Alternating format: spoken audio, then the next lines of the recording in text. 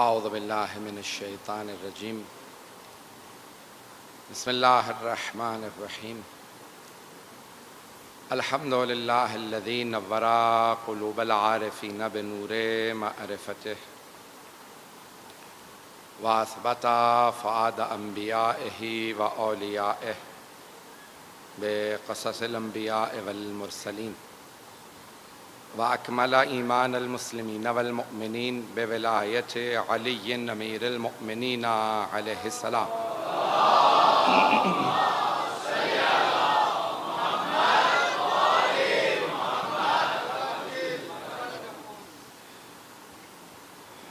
والصلاة والسلام والتحية والإكرام على أفضل الموجودات العبد المؤيد والرسول المسدد المصطفى الأمجد المحمود الأحمد أعني أبا القاسم محمد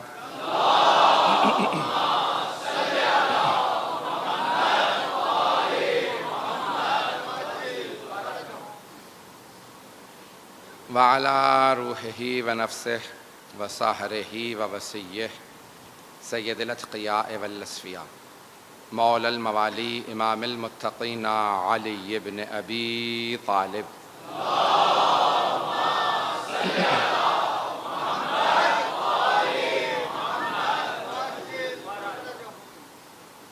وعلى اوصیائه لا سیما بقیة اللہ فی الارضین روحی وارواح العالمین لتراب مقدمہ الفدا واللعنة الدائمة على أعدائهم أجمعين من الآن إلى قيام يوم الدين أما بعد فقد قال الله الحكيم في كتابه الكريم بسم الله الرحمن الرحيم فأقم وجهك للدين حنيفا فطرة الله التي فطر الناس عليها لا تبديل لخلق الله ذلك الدين القيم ولكن أكثر الناس لا يعلمون صدق الله العلي العظيم صلوات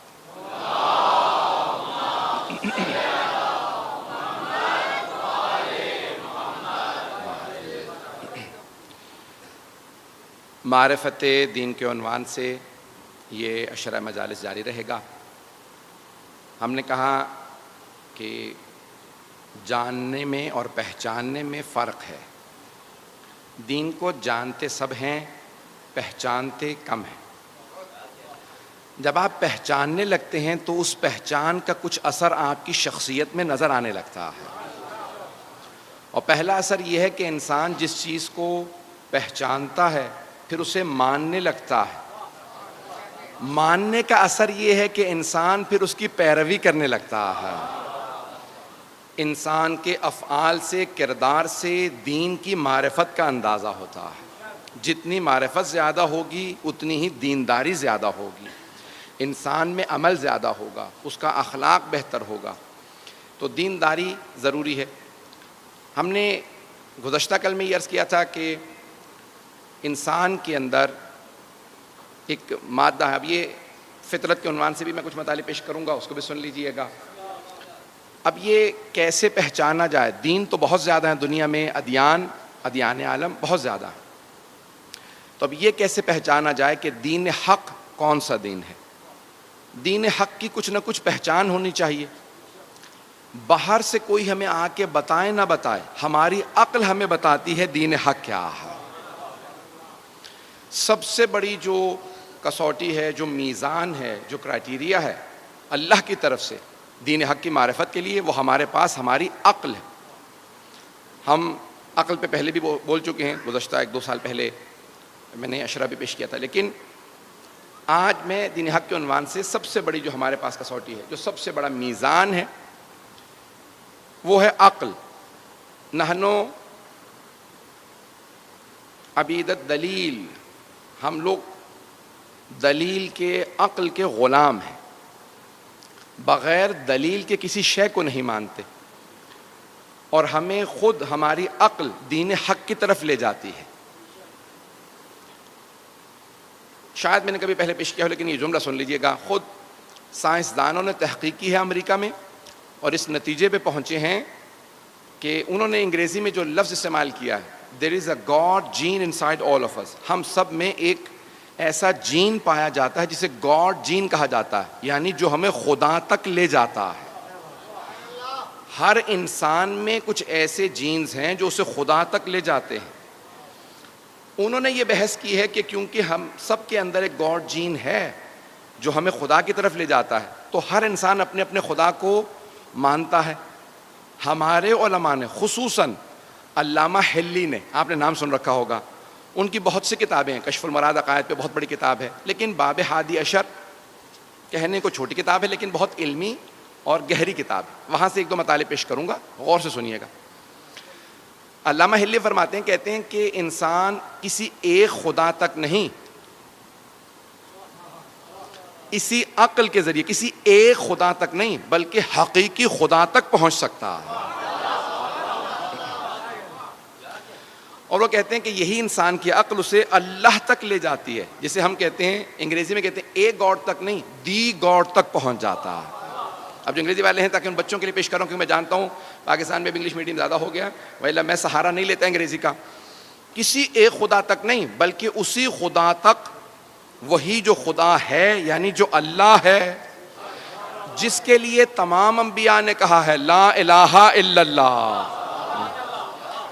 اس خدا تک ہمیں عقل لے جاتی ہے. کیسے؟ اب دلیلیں سنیں گے علامہ حلی کی. علامہ حلی کا پورا نام ہے یوسف ابن مطہر الحلی، نام یوسف ہے، یوسف ابن مطہر حلی. 750 سال پہلے گزرے ہیں علامہ حلی. حرم امیر المؤمنین سے جب آپ باہر آئیں گے تو الٹے ہاتھ پہ ایک کمرے میں ان کی چھوٹی سی زمین پہ قبر ہے، کیونکہ وہاں بڑی قبروں کی گنجائش نہیں، کوئی مولا کائنات موجود ہے. تو وہاں بڑے بڑے علماء، بڑے بڑے فقہاء صرف اتنی درخواست کرتے تھے اگر ہمیں قبر میں کہیں قدموں میں جگہ مل جائے، زائرین کے، مولا کے نہیں، زائرین کے قدموں میں بھی جگہ مل جائے تو بڑی بات ہے. تو علامہ حلی کی وہاں قبر ہے، جب جائیں گے تو وہاں لکھا ہے یوسف ابن مطہر حلی. اتنا بڑا پہاڑ ہمارے فقہاء کا. اور جب ان کا انتقال ہوا، ان کے بیٹے فخر المحققین ان کے بیٹے ہیں، بہت بڑے ہمارے فقیہ ہیں، تو ان سے پوچھا کہ آپ نے اپنے بابا کو خواب میں دیکھا؟ کہا ہاں میں نے اپنے والد کو خواب میں دیکھا. کہا کچھ آپ نے پوچھا؟ کہا اتفاقاً خواب میں نے ان سے پوچھا کہ مرنے کے بعد آپ کے کیا کام آیا؟ تو آپ نے خود ہی فرمایا، علامہ حلی نے اپنے بیٹے سے کہا 2 چیزیں بہت زیادہ کام آئیں. پہلی کتاب الالفین، انہوں نے کتاب لکھی، اس کا نام ہے الفین. الفین یعنی 2000، الف کہتے ہیں 1000 کو، الفین یعنی 2000. 1000 دلیلیں مولا علی کی افضلیت پہ اور 1000 دلیلیں ان کے خلیفہ بلا فصل ہونے پہ.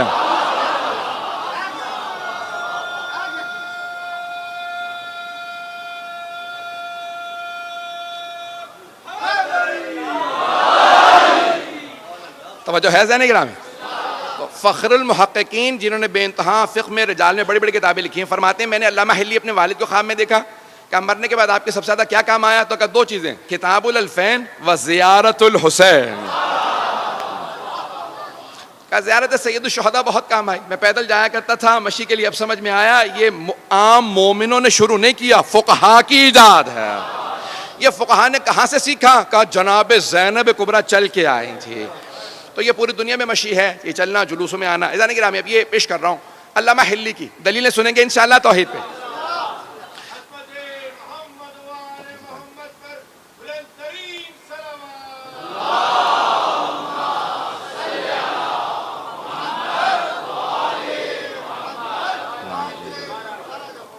علامہ حلی فرماتے ہیں، کہتے ہیں کہ کسی ایک خدا تک نہیں بلکہ حقیقی خدا تک، اللہ سبحانہ و تعالیٰ تک انسان عقل سے پہنچ سکتا ہے. کہ اگر کوئی جنگل میں بھی پیدا ہو اور جنگل میں پیدا ہونے کے بعد بڑا ہونے لگے اور سوچے یہ اتنی بڑی کائنات ہے جو میں ساری کور ہی نہیں کر سکتا، ہر جگہ جا نہیں سکتا، چل پھر نہیں سکتا، یہ زمین اتنی بڑی ہے، باہر اتنے ستارے نظر آ رہے ہیں، مجھے کچھ سمجھ میں نہیں آ رہا، یہ خود بخود وجود میں آ سکتی ہے؟ تو خود بخود کہے گا اتنی پیچیدہ کائنات خود بخود وجود میں نہیں آ سکتی، کوئی بنانے والا ہونا چاہیے. اچھا وہ جو بنانے والا ہے یعنی خالق ہے، کیونکہ خود بخود چیزیں وجود میں نہیں آ سکتی، تو وہ خالق آیا بغیر طاقت کے ہو سکتا ہے؟ تو خود ہی کہے گا نہیں، اتنی پیچیدہ کائنات ہے، اتنی مشکل ہے، بنانے والے کو قدیر تو ضرور ہونا چاہیے، اسے قدیر ضرور ہونا چاہیے. تو اب وہ بنانے والا جاہل ہو سکتا ہے اتنی پیچیدہ کائنات بنانے کے لیے؟ تو نہیں اس کا مطلب ہے اسے علیم بھی ہونا چاہیے. آیا بنانے والے کو کبھی موت آ سکتی ہے؟ کہ نہیں پھر یہ نظام چلے گا کیسے؟ اس کا مطلب ہے بنانے والے کو حی و قیوم بھی ہونا چاہیے. تو علامہ ہلی کہتے ہیں کہ ساری دلیلیں انسان جو جنگل میں بھی پیدا ہو سوچتا رہے تو اس خالق تک پہنچ جائے گا جو اللہ سبحانہ و تعالیٰ قدیر بھی ہے، علیم بھی ہے، حی و قیوم بھی ہے. خود انسان اس حی و قیوم تک پہنچ جائے گا. امیر المومنین نے بھی اسی انداز سے کہا ہے. یہ اسی مولا کے فرمان سے انہوں نے باتوں کو لے کے آگے بڑھایا ہے. اگر سننا چاہیں گے میں آگے بڑھوں گا. عزیزان گرامی، اب یہ دین حق انسان عقل سے پہنچے گا تو پہلی چیز جو اپنے لیے واضح کرے گا وہ ہے توحید. میں انشاءاللہ اگلی مجلس میں دوسرے مقام پہ ہمارے عقائد کے عنوان سے رضویہ میں جب پیش کروں گا توحید کو تفصیلی پیش کروں گا، کیونکہ یہاں میرا عنوان دین ہے. تو اب دین میں جو دین حق کی ضروریات ہیں انہیں پیش کر رہا ہوں. اگر سننا چاہیں تو تفصیل سے توحید کو بیان نہیں کر سکتا، وقت نہیں ہے. لیکن یہاں ایک اس آیت کے اندر فطرت اللہ التی فطر الناس علیہا، تو انسان کی فطرت میں توحید ہے. انسان فطرتاً اللہ کو مانتا ہے، فطرت میں ہے. کیسے؟ ایک دلیل دی ہے کسی اور بزرگ نے، اس کو دے پیش کر کے آگے بڑھوں گا. کہ مثال کے طور پہ ایک بچہ آئے اور آپ کو آ کے کہے کہ فلاں جگہ پہ یہ حادثہ ہو گیا یا مثال کے طور پہ آگ لگ گئی. آپ سوچنے پہ مجبور ہوں گے، بچہ ہے. کچھ لوگ کہیں گے نہیں بچہ ہے، سننے کی ضرورت نہیں. اتنے میں ایک اور بچہ آ جائے اور دوسرا بچہ بھی آ کے وہی بات کہے جو پہلے بچے نے کہی تھی، وہاں آگ لگ گئی. اتنے میں بھی آپ سوچ رہے ہوں کہ دو بچے آ چکے ہیں، تیسرا بچہ آ جائے کہ وہاں آگ لگ گئی ہے. کچھ لوگ کہیں گے بچے ہیں، بچوں کی کیا بات سننی. اتنے میں چوتھا، پانچواں، چھٹا، ساتواں، 10، 12، 14. اگر اتنے بچے آ جائیں تو ہر آدمی کہے گا بچے صحیح، بات تو ایک ہی کہہ رہے ہیں، نہیں پہنچا پایا. ارے بچے ہی صحیح لیکن بات ایک ہی دہرا رہے ہیں، سب کے سب ایک ہی بات کہہ رہے ہیں. وہاں کچھ ہو گیا، جا کے دیکھو تو صحیح. ایسا نہ ہو بچے ہیں لیکن بات صحیح کہہ رہے ہوں. تو امیر المومنین فرماتے ہیں ایک نہیں، 1,24,000 بچے نہیں، انبیاء سب کے سب ایک کے بعد آتے رہے، ایک کے بعد ایک آتے رہے اور ایک ہی بات کہتے رہے، لا الہ الا اللہ. بس سب ایک ہی بات کہہ رہے ہیں. ذرا جا کے دیکھو تو صحیح، ایسا نہ ہو میں ہی غلط ہوں، کوئی خدا ہو. عزیزان گرامی، کوئی خدا ہے جو سب کے سب انبیاء ایک ہی بات دہرا رہے ہیں. اور پھر سب سے بڑی بات، وہ انبیاء پیسے والے نہیں تھے، دولت والے نہیں تھے، انہی لوگوں میں سے تھے. لوگ اپنے زمانے کے، ان کے زمانے کے لوگوں نے پتھر مار مار کے جان سے مارتے رہے، شہید کرتے رہے، آگ لگاتے رہے، سب کچھ وہ مرتے رہے لیکن ایک ہی بات دہراتے رہے، لا الہ الا اللہ. عزیزان گرامی، یہ 1,24,000 انبیاء، پھر 12 معصوم امام. کوئی حسین سجدے میں ہے، دنیا سے جاتے جاتے کہہ رہا ہے لا الہ الا اللہ. عزیزان گرامی، یہ سب دلیلیں ہیں کہ کوئی ایک خدا ہے. تو دین حق وہی راستہ ہے جو ایک خدا کی طرف دعوت ہے. جو دین حق ایک خدا کی طرف دعوت ہے وہ دین حق ہے. عزیزان گرامی، دوسرا جو اس دین حق کا سب سے بڑا کرائٹیریا ملاک، جو ہم نے کہا کہ ہر شے عقل سے واضح ہوگی. عقل سے، عقل یہ کہتی ہے کہ اگر خدا ہے، اور ابھی ہم ثابت کر چکے خدا ہے، تو پھر اس سے کوئی رابطہ برقرار ہو سکتا ہے؟ اس سے کوئی رابطہ ہو سکتا ہے؟ پھر اس کی صفات ہے، میں صفات میں نہیں گیا، وقت نہیں ہے. صفات ہے، اس میں عدالت آ جاتی ہے، عدالت کا ماننا ضروری ہے، وقت نہیں. انسان یہ سوچے گا اگر کوئی خدا ہے، اور ابھی ہم نے ثابت کیا خدا ہے، تو پھر اس خدا سے رابطہ ہو سکتا ہے؟ انسان تلاش کرے گا رابطہ ہو سکتا ہے، تو پھر کیسے ہو سکتا ہے؟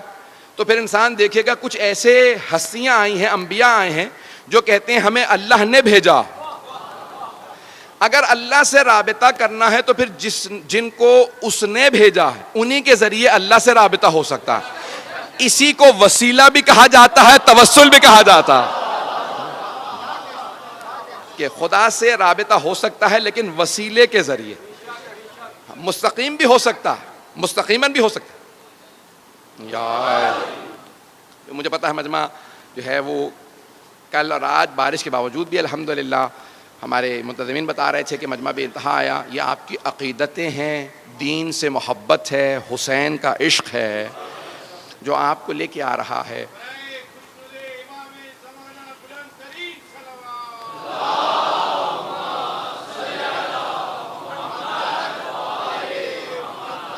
فاعجل. تو اب اس رابطے کا اللہ سبحانہ و تعالیٰ نے جب انسانوں کو خلق کیا تو اب وہ ان کے لیے کوئی انتظام بھی کرے گا. عزیزان گرامی، ہم نے کہا دین، عقیدے اور عمل دونوں چیزوں کا نام ہے. اللہ سبحانہ و تعالیٰ، ہم اصول دین عقل کے ذریعے سمجھ سکتے ہیں، لیکن فروع دین کو سمجھانے کے لیے ہمیں انبیاء کی ضرورت ہے. وہ ہمیں بتائیں گے کہ کوئی نماز ہے، کوئی روزہ ہے. اگر ہمیں کوئی نہ بتاتا نماز کیسے پڑھنی ہے تو ہم نماز نہیں پڑھ سکتے تھے. نہیں پہنچا پایا. ہم نماز نہیں پڑھ سکتے تھے اگر ہمیں کوئی آ کے نہ بتاتا کہ ایسی نماز ہے، فجر کی 2 ہی ہونی چاہیے، ظہر کی 4 ہی ہونی چاہیے، عصر کی 4 ہیں، مغرب کی 3 ہیں، عشاء کی 4. اب اگر کوئی آدمی اعتراض کرے، پروردگارا تو نے ہماری نیند خراب کر کے ہمیں جب اٹھا ہی دیا تھا تو 8 10 17 رکعت یہیں پڑھوا لیتا. پتہ نہیں لوگ ہیں یا نہیں ہیں. کوئی اعتراض کر سکتا تھا، پروردگارا اب اٹھ ہی گیا ہوں، ساری نیند غارت تو ہو گئی، جب پانی چہرے پہ ملا ساری نیند اڑ گئی، تو پروردگارا یہیں 8 10 رکعت، یہیں ظہر کی 4 رکعت یہاں ہو جاتی، چلو 2 نہیں تو 4 ہوتی، 8 ہوتی، کچھ ہوتا. نہیں، اللہ نے کہا نہیں، 2 ہی پڑھو، اس کے بعد بے شک سو جاؤ. کیونکہ نماز ہے اپنے نفس سے مقابلہ. جب ایک مرتبہ اپنے نفس کو شکست دے دو پھر سوال نہ کرنا 2 ہی کیوں، 2 رکعت پڑھ کے بے شک دوبارہ سو جاؤ. لیکن جب میرے راستے پہ آؤ گے، شیطان کو شکست دینے کا سب سے بڑا راستہ ہی فجر کی نماز ہے. بھائی اس پہ ویسے ہی واہ آنی چاہیے جیسے باقی جو لوگ آنی چاہیے. میرا کوئی بھی نوجوان بھائی، میرا بچہ کبھی بھی فجر کی نماز قضا نہیں کرے گا. اذان گرامی، اب یہ ساری نمازیں یہ کون بتائے گا ہمیں؟ توجہ ہے میرے ساتھ. یہ ساری نمازیں، یہ عبادات ہمیں کون بتائے گا؟ انبیاء. اللہ سے رابطے کے لیے ہمیں انبیاء کی ضرورت ہے. وہ جب فروع دین بھیجے گا انبیاء کے ذریعے. ایک اور جملہ کہہ دوں، جب اللہ جو ہمارے لیے چیزیں بھیج رہا ہے، نماز بھیج رہا، روزہ بھیجا، حج بھیجا، خمس زکوٰۃ، یہاں سب کچھ اس نے بھیجا، قرآن کریم بھیجا، کوئی بھی شے ہمیں مستقیماً نہیں دی، نہیں پہنچا سکا. اللہ نے ہمیں کوئی شے بغیر واسطے کے نہیں دی. جو کچھ دیا واسطے کے ذریعے دیا، وسیلے کے ذریعے دیا. توجہ، اس نے ہمیں نماز بھی دی تو وسیلے کے ذریعے، قرآن کریم دیا تو وسیلے کے ذریعے. ارے وہ جو محتاج نہیں ہے،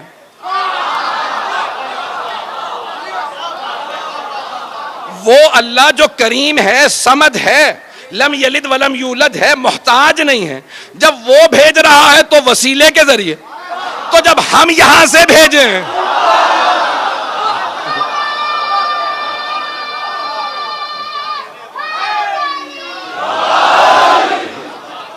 توجہ فرما بھائی، جب اس کی طرف سے جو کچھ آ رہا ہے وہ وسیلے کے ذریعے آ رہا ہے. قرآن سب سے بڑا فیض ہے اللہ کا. فیض یعنی نعمتوں میں سے فیض. فیض سب سے بڑی نعمت کو فیض کہا جاتا ہے. حضرات چند موٹی موٹی اصطلاحات استعمال کروں گا، علماء نے استعمال کی ہیں لیکن وضاحت کر دوں گا. قرآن فیض ہے اللہ کی طرف سے. یہ ذات فیض، بہت بڑی نعمت جس کا ہم تصور بھی نہیں کر سکتے، اسے کہتے ہیں فیض. ہر نعمت فیض نہیں ہے. قرآن فیض ہے، صرف فیض ہے. توجہ، عرفاء کی، کیونکہ معرفت دین ہے نا، میرا موضوع ہے معرفت دین، تو عرفاء کی نگاہ میں قرآن فیض ہے، نعمت نہیں ہے، فیض ہے. اللہ نے فیض بھیجا تو رسول کریم کے ذریعے. اللہ نے فیض بھیجا، قرآن کریم فیض ہے. ارے یہ صامت قرآن فیض ہے، یہ خاموش قرآن فیض ہے، تو قرآن ناطق فیض نہیں ہے. جب اس قرآن کے لیے واسطے کی ضرورت ہے تو اس قرآن کے لیے واسطے کی ضرورت کیوں نہیں؟ عزیزان گرامی، اللہ نے قرآن کو بھیجا، عرفاء کی نگاہ میں قرآن فیض ہے اور رسول خدا ہے فیض مقدس. عرفاء جو اصطلاحات استعمال کرتے ہیں، تھوڑی سی اصطلاحات، میں نے کہا موٹی اصطلاحات ہیں، گاڑی اصطلاحات ہیں، یاد کر لیجئے. قرآن فیض، رسول خدا ہے فیض مقدس، اور خدا ہے فیض اقدس. اللہ سب سے بڑا فیض. اس نے کہا دیکھو خبردار، میرے تک آنے کے لیے مستقیم ڈائریکٹ آنے کی کوشش نہ کرنا. اگر ڈائریکٹ آنے کی کوشش کرو گے، بنی اسرائیل نے بھی یہی چاہا تھا. بنی اسرائیل نے کہا موسیٰ اللہ سے کہو ہمیں نظر آ جائے، تو اللہ نے کہا میں کبھی کسی کو نظر نہیں آؤں گا، ذرا پہاڑ کو دیکھو. اللہ نے اپنے کرم فیض کی نگاہ ڈالی، پہاڑ پہ پہاڑ جل گیا، بنی اسرائیل سارے مر گئے، جناب موسیٰ بے ہوش ہو کے گر گئے. بنی اسرائیل نے ڈائریکٹ اللہ سے ہونا چاہا تو سارے تباہ ہو گئے. بڑے بڑے خلفاء کہہ گئے اگر علی نہ ہوتے تو ہم ہلاک ہو جاتے.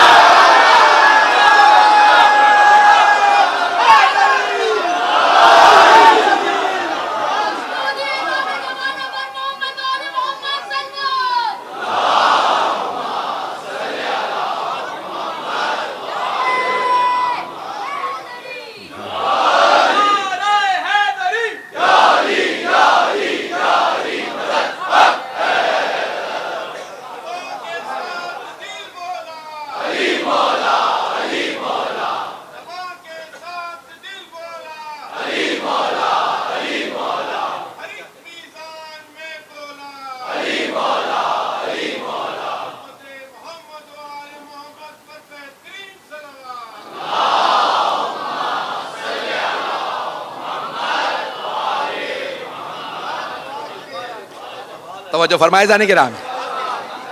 اب یہ قرآن کریم فیض ہے, اس کو بھی ہمیں پانے کے لیے وسیلے کی ضرورت ہے.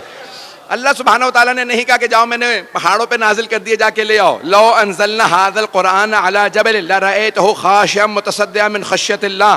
اگر ہم اس قرآن کو پہاڑوں پہ نازل کر دیتے تو وہ ریزہ ریزہ ہو جاتا.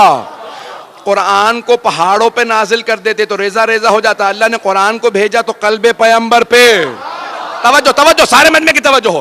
اذان گرامی میں سارے اپنے مسلمان بھائیوں کا عقیدہ درست کرنا چاہتا ہوں. اللہ نے کہا اگر میں اپنے قرآن کو پہاڑوں پہ نازل کرتا تو وہ ریزہ ریزہ ہو جاتا, لیکن میں نے اپنے محمد کے, اپنے حبیب کے دل پہ قرآن کو نازل کیا. عزیزان گرامی, وہ دل جس پہ قرآن نازل ہو اور اسے کچھ نہ ہو, پہاڑوں پہ آئے تو پہاڑ ریزہ ریزہ ہو جائے. کیسے ممکن ہے کہ لوگ سینہ چیر کے,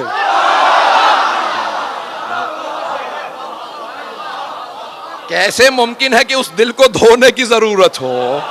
عزیزان گرامی, وہ دل اتنا پاک ہے, وہ دل اتنا عظیم ہے کہ جس دل پہ قرآن کریم نازل ہوتا ہے اور وہ پیغمبر اسلام بیان فرماتے ہیں. عزیزان گرامی, یہ تمام کی تمام نعمت. دین حق کی سب سے پہلی پہچان کیا؟ عقل بتاتی ہے جو باعظمت ہوں گے وہ اللہ والے ہوں گے, جو باعظمت ہوں گے وہ اللہ والے ہوں گے. تو عزیزان گرامی, دین حق کیسے پتہ چلے؟ علامات بتائیں گی. نمبر 2, دوسرا, متعدد کتابوں سے, جتنی آسمانی کتابیں سب میں تذکرہ آئے گا دین حق والوں کا.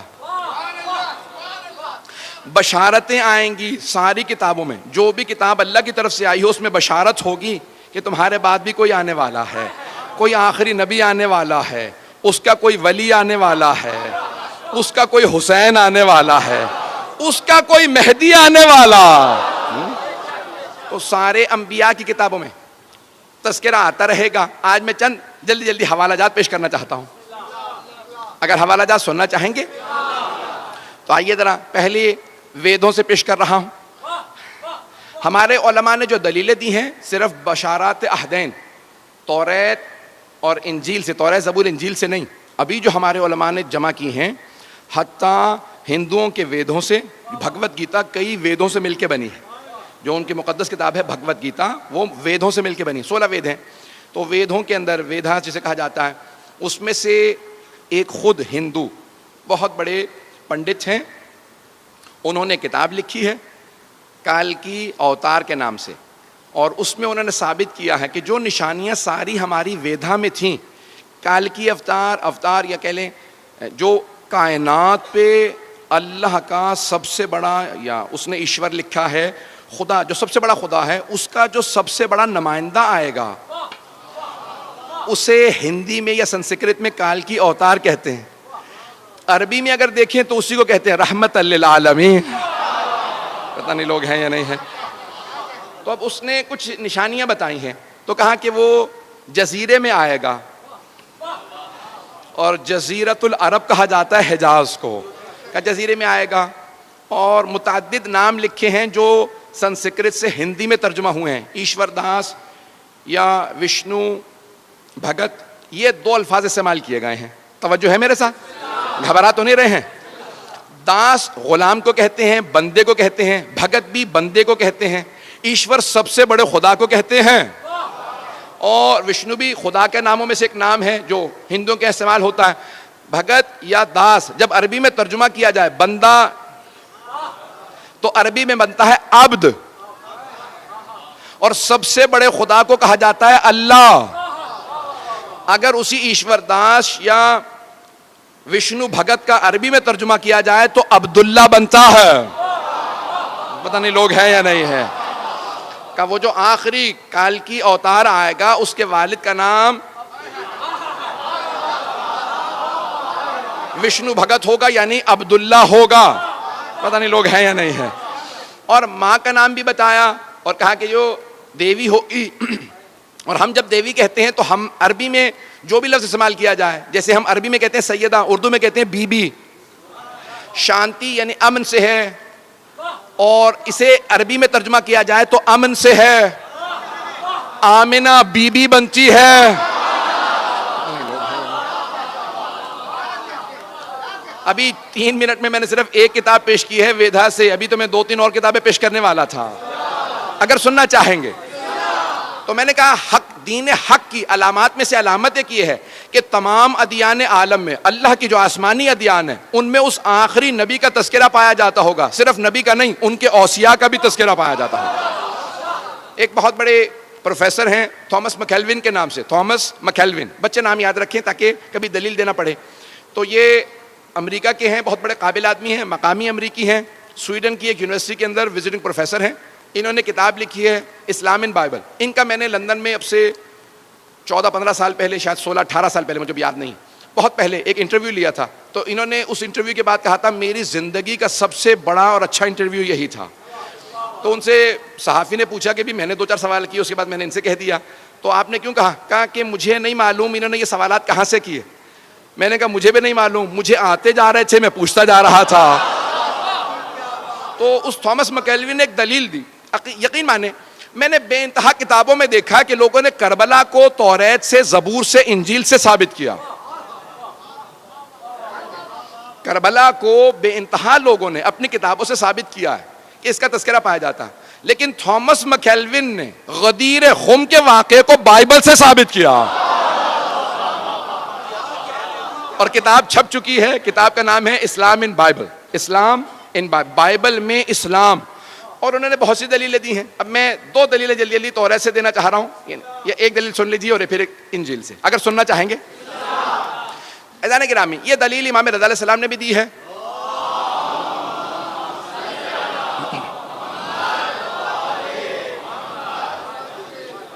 میرا یہ 7واں سال ہے, 7واں عشرہ ہے آپ لوگوں کے ساتھ, اور 7 سال پہلے جو پہلا عشرہ تھا وہ زندگانی اہل بیت پہ تھا. اس میں نے امام رضا یعنی ائمہ پہ پڑھا تھا, امام کا مناظرہ پڑھا تھا, وہاں پہ چند جملے پیش کیے تھے. آج سن لیجئے گا. اور یہ میرا 7واں اور آخری سال ہے انشاءاللہ تعالیٰ. یہ انشاءاللہ کراچی میں خراسان کی آپ کے ممبر سے میں مطالعے پیش کر رہا ہوں. اس مناظرے کے 2 جملے سن لیجئے گا, سارے مجمع کی توجہ رہے گی میرے ساتھ. عزیزان گرامی, امام رضا علیہ السلام, امام علی بن موسیٰ علیہ السلام نے دلیلیں دی ہیں, اور یہ توریت, زبور, انجیل کے اندر سے دلیلیں دی ہیں رسول خدا کی حقانیت پہ. اگر سننا چاہیں گے تو میں پورا خون جگر لگاؤں گا.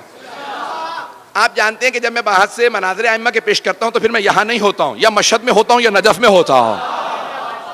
مجمع کی توجہ میرے ساتھ رہے گی. عزیزان گرامی, جب پوچھا گیا مختلف ادیان عالم کے لوگوں نے امام معصوم سے سوال کیا, ہماری کتابوں سے ثابت کیجئے کہ آپ کے نبی کا تذکرہ ہماری کتابوں میں ہو. یہودیوں نے کہا, عیسائیوں نے کہا, مجوسیوں نے کہا, ہربیز, ستارہ پرست. اس زمانے میں سابعی جتنے ادیان تھے, حتی ہندو, جب خراسان پہنچے اور امام سے مناظرہ کیا, امام نے تمام ادیان عالم کے تمام بڑے بڑے علماء کو ان کی کتابوں سے ان کی زبان میں جواب دیا. یہ میں بہت سوچا کرتا تھا, امام نے ہر عالم کو اسی کی زبان میں جواب کیوں دیا؟ اسی کی کتاب سے جواب دینا تو ضروری تھا, اس کی زبان میں جواب کیوں دیا؟ عربی میں جواب دیتے. اس کی زبان میں جواب دینا اس لیے تاکہ کبھی یہ کوئی نہ کہے کہ پیغمبر امی کے معنی یہ ہیں کہ ان پڑھ تھے. ارے جب وسیع ایسے ہیں تو نبی کیسے ہوں گے؟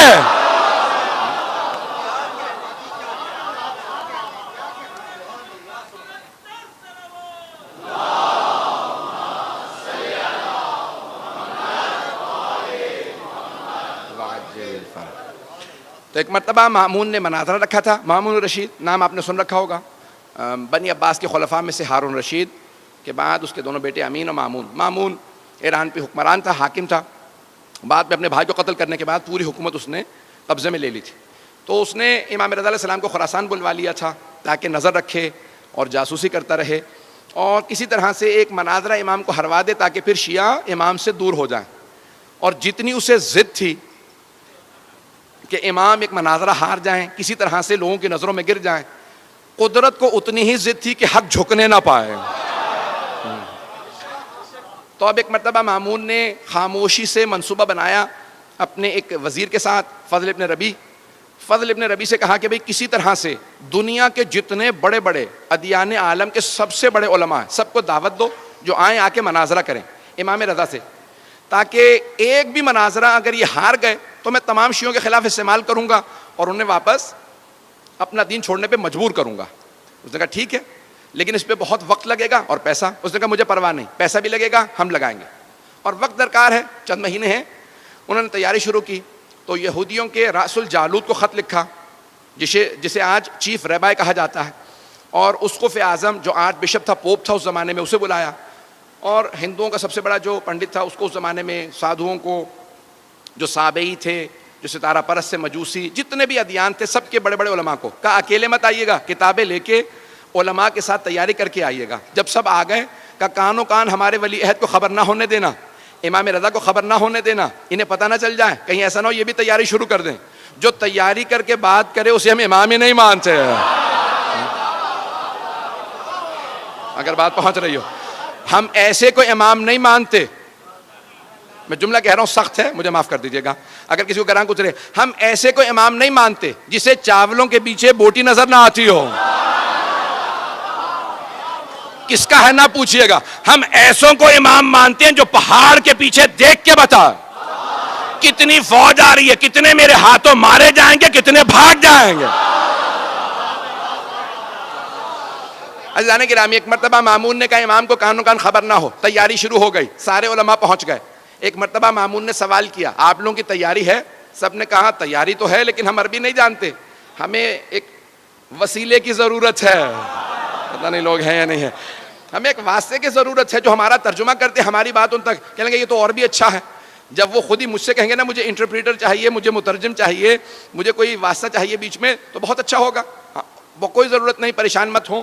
ابھی آپ لوگوں کی تیاری ہے؟ ہاں. سب علماء کو الگ الگ ایک گروہ میں سب کھڑے ہو گئے, کتابیں لے کے کھڑے تھے. سب کی تیاری ہے, کہاں جاؤ جا کے ہمارے ولی عہد کو بلا لاؤ. آیا وہ خادم جو امام کو بلانے کے لیے مامون کی طرف سے, جیسے ہی پہنچا تو امام اپنے حجرے میں عبادت کر رہے تھے. اچھا وہ خادم جو امام کی جاسوسی پہ لگایا گیا تھا نا کہ دیکھو یہ کیا کرتے ہیں, تو اس نے ہمیشہ دیکھا, واپس آنے کے بعد دلی دل میں وہ شیعہ ہو چکا تھا, تقیے میں چلا گیا تھا. تو اس سے پوچھا بھی کیا بات ہے, کیا دیکھتے ہو؟ کہ جب بھی جاتا ہوں نا جاسوسی کے لیے تو میں نے صرف 3 ہی حالتوں میں دیکھا, یا نماز سے ہوتے ہیں, یا روزہ رکھے ہوئے ہوتے ہیں, یا ذکر کر رہے ہوتے ہیں.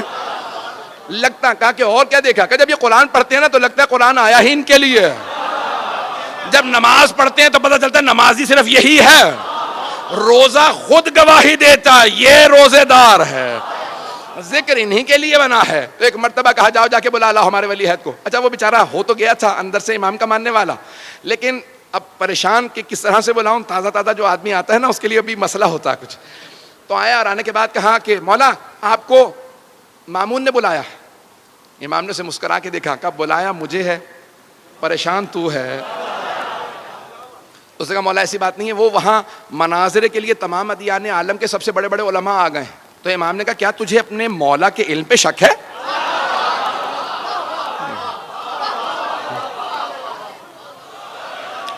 بس ایک مرتبہ امام نے کہا کہ تجھے اپنے مولا کے علم پہ شک ہے؟ اس نے کہا نہیں مولا آپ کے علم پہ کوئی شک نہیں, لیکن مولا یہ جو مناظرہ کرنے والے ہوتے ہیں نا یہ بات ایسی گھما پھرا کے کرتے ہیں کہ سوال کچھ ہوتا ہے جواب کچھ بنتا ہے. تو میں گھبرا یہ رہا ہوں کہ مناظرے کے لیے وہ تو تیاریاں کر کے آئے ہیں. مولا نے کہا سن, چہرہ میرا نہیں مامون کا دیکھنے والا ہوگا.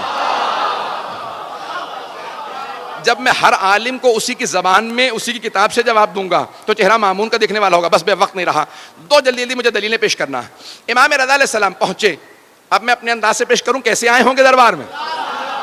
تو مامون نے ایک مرتبہ کہا خبردار کوئی امام کے لیے دروازہ نہ کھولے.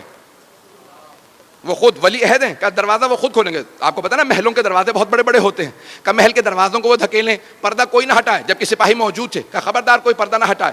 وہ خود چلتے ہوئے آئیں اور کوئی ان کی تعظیم میں کھڑا نہ ہو. جب وہ مجھ سے آ کے سلام کر کے اجازت مانگیں گے میں بتاؤں گا انہیں کہاں بیٹھنا ہے. ایک مرتبہ میں اپنے انداز سے پیش کر رہا ہوں, امام چلے, امام نے ولایت کی قبا اوڑھی, امامت کی ابا کاندھوں پہ رکھی، عصمت کا امامہ سر پہ رکھا، تولا کی تسبیح لی، تبرہ کا ڈنڈا لیا،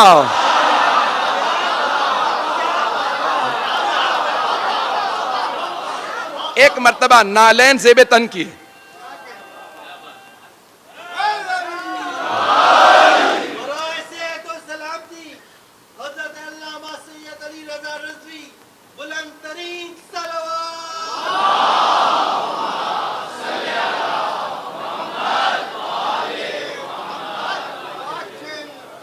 آپ حضرات کی محبت و عقیدتوں کا بے انتہا شکریہ، بس سن لیجیے گا، 5 سے 7 منٹ زحمت دوں گا۔ ایک مرتبہ امام چلے، جیسے ہی امام نے نالین سے بے تن کیے، چلنے لگے، تو میرا دل کہتا ہے زمین قدموں کے بوسے دے رہی ہوگی، آسمان سر پہ سایہ کر رہا ہوگا۔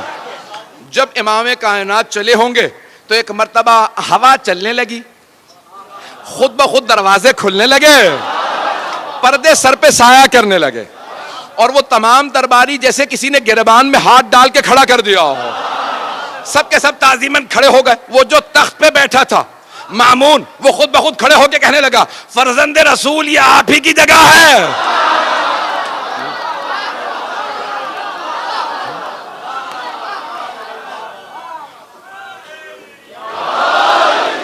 فرزند رسول یہ آپ ہی کی جگہ ہے، آپ تشریف لائیے۔ مولا نے کہا نہیں، میں تیرے تخت پہ نہیں بیٹھوں گا، تیرے تخت سے ظلم کی بو آتی ہے، میرے لیے ممبر لگوا دیا جائے، ہم وارث ممبر ہیں۔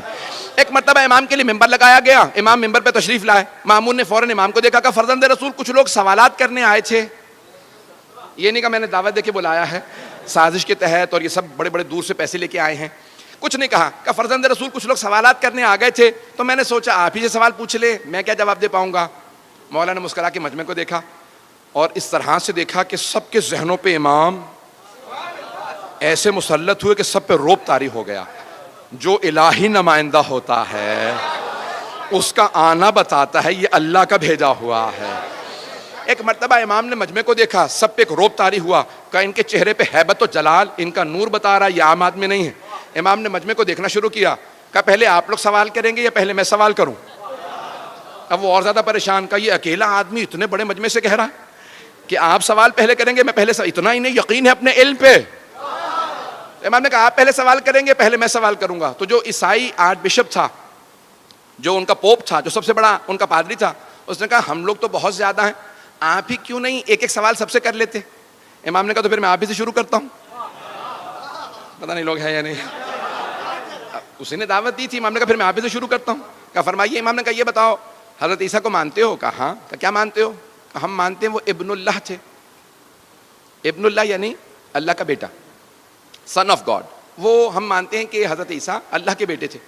امام نے کہا میں بھی حضرت عیسیٰ کو مانتا ہوں، حضرت عیسیٰ اللہ کے نبی تھے، اللہ کے بندے تھے، بس نماز روزے میں چور تھے۔ جیسے آپ خاموش ہو گئے نا، وہ سارا مجمع خاموشی میں چلا گیا کہ یہ امام نے کیا کہہ دیا۔ لیکن وہ عیسائی آرچ بشپ چیخنے لگا، کہ کس نے آپ کو مسلمانوں کا عالم کہا؟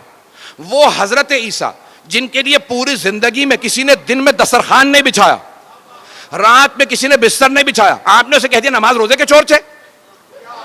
کہ دن میں دسترخوان نہیں لگا، یعنی پوری زندگی روزے رکھے، رات میں کسی نے بستر نہیں بچھایا، وہ پوری رات تہجد پڑھتے تھے، آپ کہتے ہیں نماز روزہ نہیں کرتے تھے۔ امام نے کہا اچھا تو تم مانتے ہو نماز روزہ کرتے تھے؟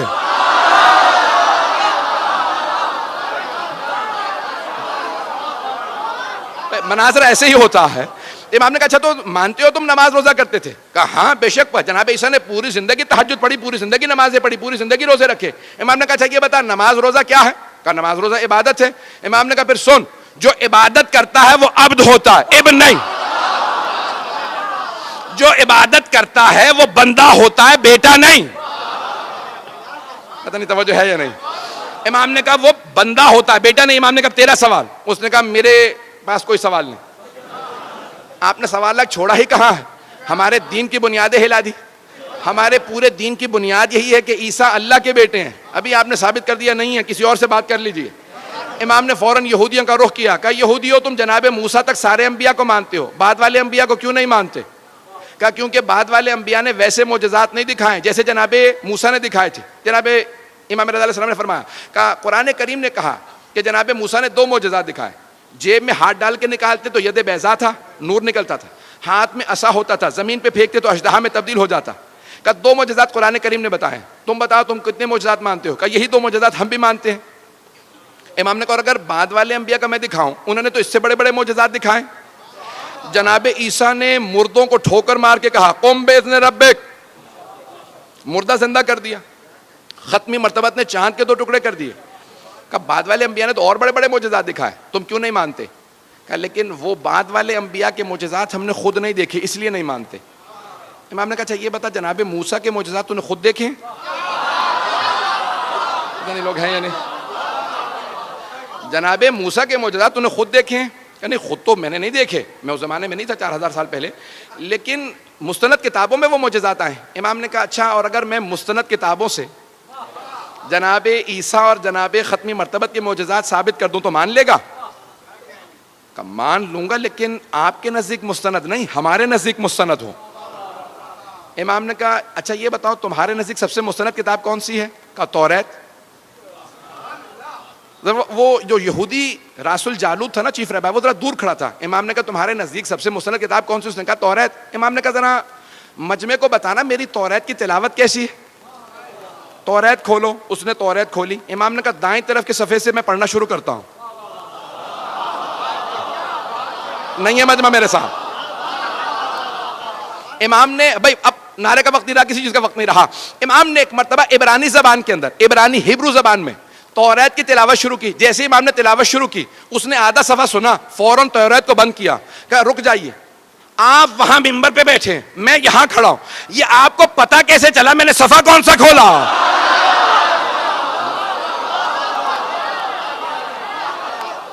امام نے فرمایا کہا کہ اگر بغیر دیکھے بتا نہ سکوں تو حجت خدا کیسا؟ امام نے کہا ذرا مجمع کو بتا میری توریت کی تلاوت کیسی ہے. کہا ایھا الناس لوگو, میں گواہی دیتا ہوں یہ توریت کو مجھ سے بہتر جانتے ہیں, ان کی تلاوت بھی مجھ سے بہتر ہے, ان کا علم بھی مجھ سے زیادہ ہے. امام نے کہا تم نے کہا تھا نا تمہارے نزدیک مستند کتاب ہو, اب میں حوالہ دے رہا ہوں.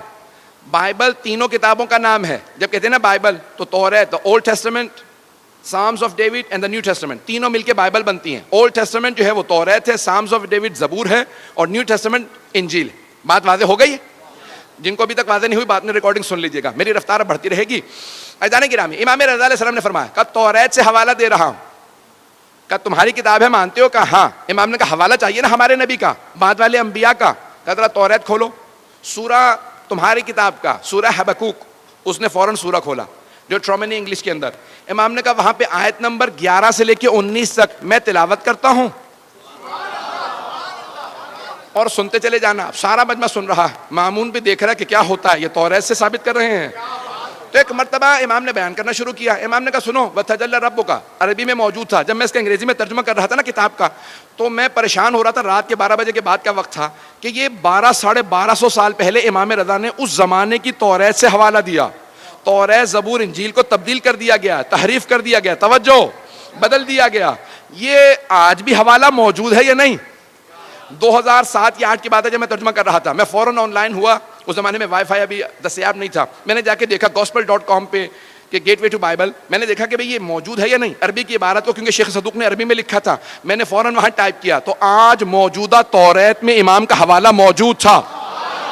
میرا یقین اور زیادہ بڑھ گیا. ہم ایسے امام کی امامت کے قائل ہیں کہ جن کی نگاہیں دیکھ لیں توریت بدل جائے گی, لیکن تبدیل ہونے کے بعد بھی 1250 سال بعد جو حوالہ توریت میں رہے گا وہ حوالہ امام نے دیا. امام نے وہ حوالہ دیا. ایک مرتبہ امام نے کہا کھولو. اب وہاں پہ کہا وَتَجَلَّى, اب آپ کے رب نے اپنی وحی کو نازل کیا. وحی کو نازل کیا. Your lord sent his manifestation, انگریزی ترجمہ بھی وہاں پہ موجود ہے کہ آپ کے رب نے اپنے وحی کو نازل کیا. اللہ طور سینا, on Mount Sinai, طور سینا پہ. کہا یہ طور سینا پہ کس پہ وحی نازل ہوئی؟ تو فوراً وہ راس الجالوت نے, یہودیوں کے سب سے بڑے عالم نے کہا جناب موسیٰ پہ. دنیا جانتی ہے جناب موسیٰ پہ وحی آئے. کہا مانتے ہو نا؟ کہا ہاں. کہا ذرا اگلی آیات کی تلاوت کرو.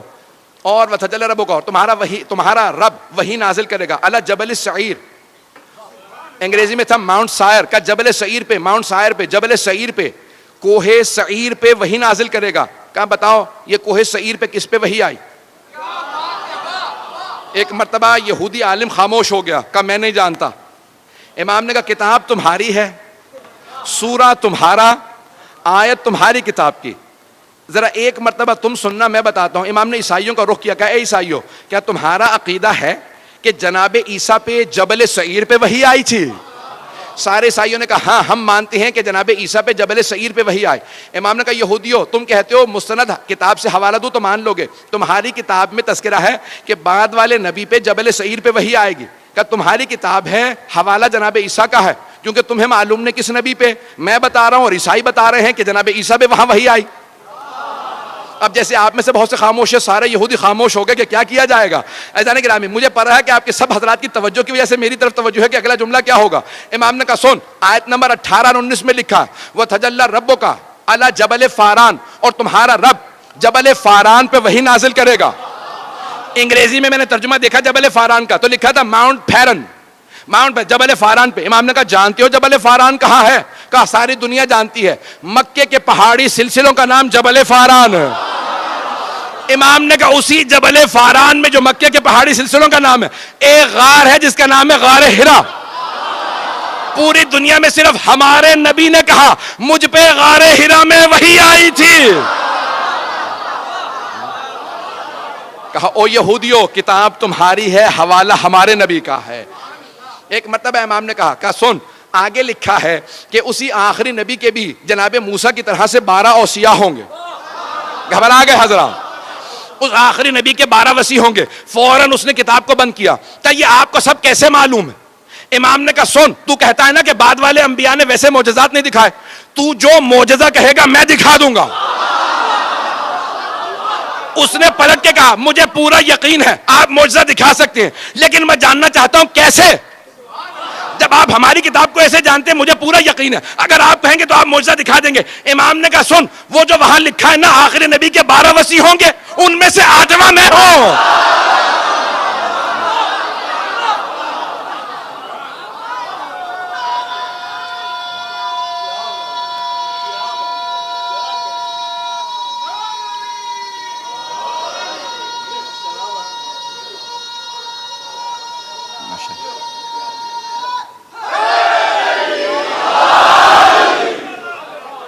توجہ فرمائے جانے گا. دین حق وہ ہوگا, دین حق وہ ہوگا جس کی حقانیت کی دلیلیں تمام کتابوں میں ہوں گے. تمام آسمانی کتابیں گواہی دیں گی یہی دین حق ہے. دین حق کے جو پہنچانے والے ہیں وہ حبیب خدا ہیں, اور وہ بتا کے گئے ہیں کہ میری مقدس کتاب کا نام قرآن ہے, اور ان کے ساتھ میں اپنی آل کو چھوڑے جا رہا ہوں جو قرآن کے ساتھ ساتھ رہیں گی, یہ کبھی جدا نہیں ہوں گے. اب جو قرآن نیزوں پہ بلند کرتے نظر آئیں وہ آل کے اور قرآن کے دشمن ہیں, اور جو نیزوں پہ سر بلند ہو کے بھی قرآن سناتے نظر آئیں وہ وارثان قرآن ہیں, وہ آل محمد ہیں, وہ اوصیاء رسول خدا ہیں. تمام کے تمام مسلمانوں حتیٰ عیسائیوں نے گواہی دی ہے کہ جہاں جہاں سے نیزے پہ سید الشہداء کا سر گزرتا تھا قرآن کی تلاوت کرتا نظر آتا تھا. عزیزان گرامی, پہلی محرم گزر گئی ہے, سید الشہداء سفر میں ہیں, ابھی کربلا نہیں پہنچے ہیں, 2 محرم کو پہنچیں گے. جاننا چاہتے ہیں سفر کہاں سے شروع ہوا؟ یہ 28 رجب کو مدینے سے سفر شروع ہوا. زیادہ وقت نہیں ہے, میرا آپ سے وعدہ ہے ذرا کچھ دیر کے لیے میرے ساتھ مدینہ منورہ چلیے. وہاں ایک حسین اپنے نانا کی قبر سے وداع کرنے جا رہے ہیں. آپ کے ذہنوں میں ہے نا, یزید نے خط لکھا مروان کو, کہا کہ مجھے حسین کی بیعت چاہیے. امام حسین نے انکار کر دیا. بس بھئی وقت نہیں ہے کہ تفصیل میں جاؤں, ذہنوں میں واقعہ ہے آپ کے. جب کہا نا کہ بیعت چاہیے, امام نے کہا نہیں بیعت نہیں کروں گا. پھر تیار ہو جاؤ ہے حسین, یزید پھر فوج لے کے آئے گا. کہا نانا یہ آپ کا شہر ہے, میں نہیں چاہتا میری وجہ سے آپ کے شہر پہ حملہ ہو. مقدس جگہوں سے امام اس لیے کوچ کر گئے, جانتے ہیں جنگ ہوگی, حملہ ہوگا, بیعت نہیں کروں گا. جب وداع کرنے گئے نا تو سب سے پہلے نانا کے روضے پہ گئے. جب نانا کے روضے پہ گئے, دیکھنا چاہیں گے کیسے گئے؟ قبر نبی پہ گئے, ابھی جناب ام سلمہ موجود تھیں. جیسے ہی امام حسین کو آتا دیکھا جناب ام سلمہ نے کہا میرا لال. جناب ام سلمہ نے پالا تھا نا جناب سیدہ کے ساتھ مل کے. کہا میرا لال کیا بات ہے. کہا نانی اماں میرے جد رسول خدا کی امت مجھے مدینے میں رہنے نہیں دے رہی, میں اپنے نانا سے وداع کرنے آیا ہوں. قبر سے لپٹے رونے لگے, یہاں تک کہ روتے روتے بے ہوش ہو گئے. اتنا روئے, نانا سے بڑی محبت تھی. رسول خدا گود میں لے کے امام حسین کو پیار کرتے تھے, زبان چساتے تھے, بہت پیار کرتے تھے. اتنی ہی امام حسین کو محبت تھی. قبر سے لپٹ کے رونے لگے. جب رو رہے تھے نا تو بے ہوش ہو گئے. تو اب الوقائع والحوادث میں مرحوم ملبوبی نے لکھا ہے, کہتے ہیں جب بے ہوش ہوئے نا تو ایک مرتبہ دیکھا رسول اسلام اپنی قبر سے اٹھے ہیں, امام حسین کو گلے لگا رہے ہیں. امام حسین نے خواب دیکھا کہ رسول خدا اٹھے, گلے سے لگایا. امام حسین کو ایک جملہ کہا, کہا نانا میرے لیے کیا حکم ہے آپ کا.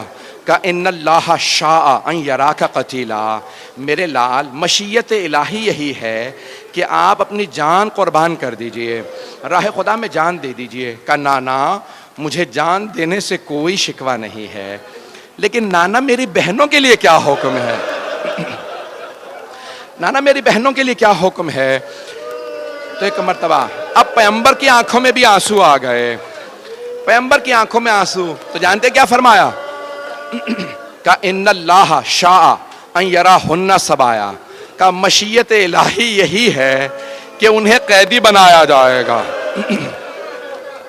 اب روتے ہوئے اٹھے امام حسین اور نانی سے ملنے لگے. لوگوں نے پوچھا کیوں رو رہے ہیں. کہا میرے نانا نے بتایا ہے کہ میری شہادت ہوگی. کہا شہادت پہ رو رہے ہیں. کہا نہیں مجھے شہادت پہ کوئی رونا نہیں آ رہا.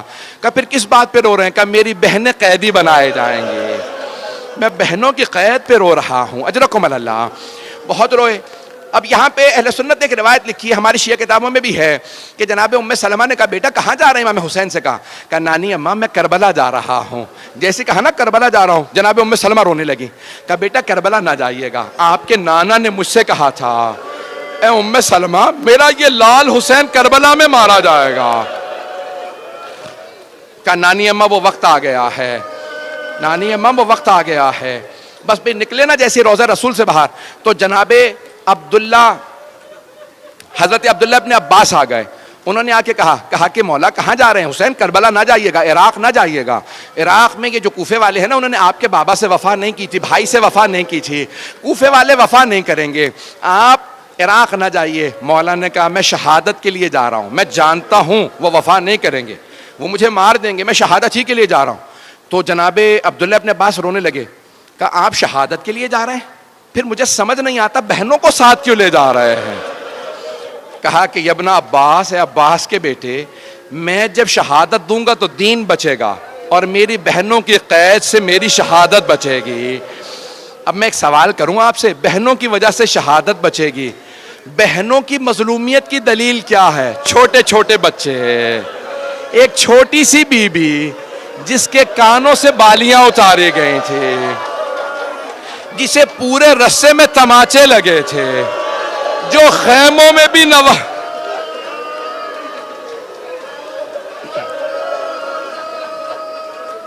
رک جائے 2 منٹ ابھی نہیں 2 منٹ. میں جانتا ہوں آپ سے برداشت نہیں ہوگا. آئیں جناب سید الشہداء نے فہرست تیار کی, کون کون میرے ساتھ کربلا جائے گا. حضرت عباس سے کہا عباس ہے میرے بھائی, یہ فہرست ہے, تمام مردوں کو بتا دو کون کون ساتھ جائے گا. جناب عباس نے کہا علی اکبر آپ کا بھی نام ہے, قاسم آپ کا بھی نام ہے. سب کو نام بتاتے رہے. جانتے ہیں کس کے نام پہ روئے؟ ایک چھوٹا سا بچہ تھا, کسی بی بی کی گود میں تھا. اب بچے سے تو کہہ نہیں سکتے تھے کہ اس بچے, تو کس سے کہا؟ اس بی بی سے کہا فاطمہ صغرا علی اصغر کا نام بھی. اجرکم اللہ. بس میں تمام کیا, 2 منٹ کی زحمت. سب کو بتایا کس کس کا نام ہے. کہا آپ کا بھی نام ہے, مستورات کے بھی نام بتایا. کہا عباس راستے کے لیے پانی لے لیجئے گا. جناب عباس نے مشکیزوں پہ پانی بھرنا شروع کیا, پانی بھر کے اونٹوں پہ لادنا شروع کیا. بہت زیادہ پانی لیا. کہا نہیں مولا میں نے اتنا پانی رکھ لیا پانی ختم نہیں ہوگا, نہ جانے کون سا لشکر آئے گا جسے پانی پلا دیں گے. بس ایک مرتبہ پانی بھر لیا. مولا عباس نے، غازی عباس نے پانی اونٹنیوں پہ سب پہ رکھ دیا. اب ایک مرتبہ مولا حسین نے کہا عباس اونٹنیوں پہ اماریاں لگا دو، پردے کا انتظام کر دو. کتنا پردے کا اہتمام ہے. جوانان نے بنی ہاشم سے کہو کھڑے ہو جائیں، اب میرے گھر سے بیویاں آئیں گی. مولا مسند بچھا کے بیٹھ گئے. اندر سے خاتون آواز دیتی کون سی بیوی آ رہی ہے. مولا اسی طرح سے آواز دیتے، اونٹنی آ کے بیٹھتی، مولا آواز دیتے. اندر سے آواز آئی حسن مجتبیٰ کی بیوہ آ رہی ہے. جناب ام فروہ کے آنے پہ مولا حسین نے آواز دی قاسم ماں کا بازو تھامو سوار کرا دو. سارے مصائب میں نے چھوڑ دیے. اتنے میں کسی اندر سے خاتون نے کہا لیلا آ رہی ہیں. جناب سید الشہداء نے کہا علی اکبر ماں کا بازو تھامو. جناب علی اکبر نے بازو تھاما، ماں کو سوار کرایا. اتنے میں عبداللہ ابن سنان راوی ہے، وہ کہتا ہے میں نے سنا کسی نے آواز دی علی کی بیٹی ام کلثوم آ رہی ہیں. ایک مرتبہ مولا حسین نے کہا عباس بہن کو سوار کرا دو. جناب عباس آگے بڑھے، جناب ام کلثوم کو ناقہ پہ سوار کرا دیا. اتنے میں کسی نے آواز دی علی کی بیٹی زینب کبریٰ. راوی کہتا ہے میں نے خود دیکھا حسین مسند سے کھڑے ہو گئے. 2 منٹ. راوی کہتا ہے میں نے دیکھا حسین مسند سے کھڑے ہوئے. آواز دی عباس گھٹنا زمین پہ رکھو، علی اکبر ماں کا بازو پکڑو، اون محمد عماری کا پردہ ہٹاؤ. کہ سارے جوانان بنی ہاشم کھڑے ہو گئے. جناب عباس آگے بڑے بی بی آئیے سوار کرا دو. جناب زینب کبریٰ نے کہا نہیں عباس آج آپ مجھے سوار نہیں کرائیں گے. جناب علی اکبر نے کہا پھوپھی اماں میں آپ کو سوار کرا دوں. کہا نہیں علی اکبر. اون محمد نے کہا اماں ہم کا نہیں آج رک جاؤ. مولا حسین نے کہا بی بی آپ کو میں سوار کرا دوں. کہا بھیا مجھے معاف کر دے لیکن آج آپ سے بھی سوار نہیں ہونا چاہتی. بہن پھر کون سوار کرائے؟ کہا بھیا جو مجھے 11 محرم کو سوار کرائے گا آج وہی مجھے سوار کرائے. میرے مولا نے آواز دی میرا سجاد بیٹا پھپھی کو سوار کرا دو.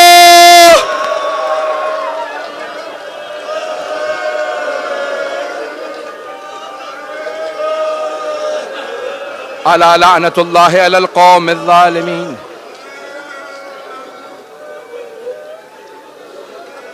وَسَيَعْلَمُ الَّذِينَ ظَلَمُوا أَيَّ مُنْقَلِبٍ يَنْقَلِبُونَ. صرف 2 جملے دعا کے، ہاتھوں کو بلند کیجئے گا. پروردگارا واسطہ 11 محرم کا جب ایک بوڑھی بی بی ہر بی بی کو سوار کرا رہی تھی، یہاں تک کہ اس بی بی نے اپنی ماں کی کنیز جناب فضہ کو بھی سوار کرا دیا. لیکن جب اس بی بی کی باری آئی نا تو ایک مرتبہ اس بی بی نے، اس بڑی باعظمت بی بی نے مولا سجاد کو دیکھا گلے میں توق ہے، ہاتھوں میں زنجیریں ہیں، پاؤں میں بیڑیاں ہیں. اب بی بی نے مولا سجاد کو آواز نہیں دی. جانتے ہیں کیا کیا؟ فرات کا رخ کیا اور بڑی حسرت سے کہا میرے بھیا عباس.